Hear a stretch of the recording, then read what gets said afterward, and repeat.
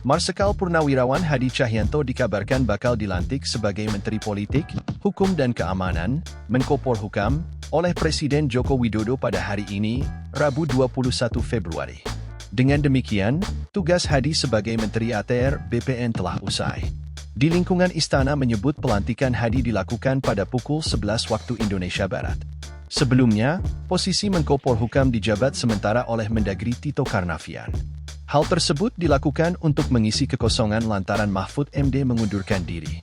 Posisi Menteri ATR BPN yang ditinggalkan Hadi dikabarkan bakal diisi Ketua Umum Demokrat Agus Harimurti Yudhoyono alias AHY yang juga dilantik pada hari ini.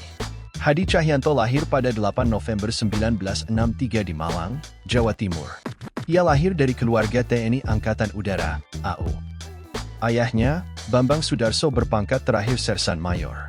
Hadi merupakan lulusan akademik Angkatan Udara tahun 1986 dan Sekolah Penerbangan TNI AU tahun 1987. Karir Hadi selalu beriringan dengan Presiden Jokowi. Setelah lulus, Hadi menjadi Dirops dan Lat Basarnas pada 2011.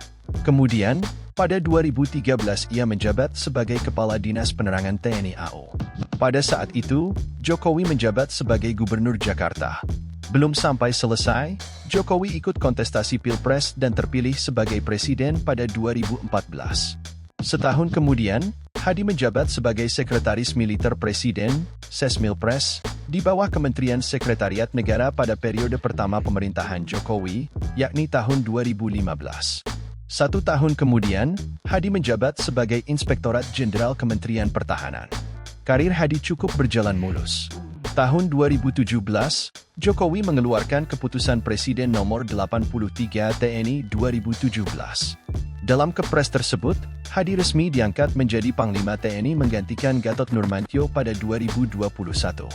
Download Tribun X sekarang, menghadirkan lokal menjadi Indonesia.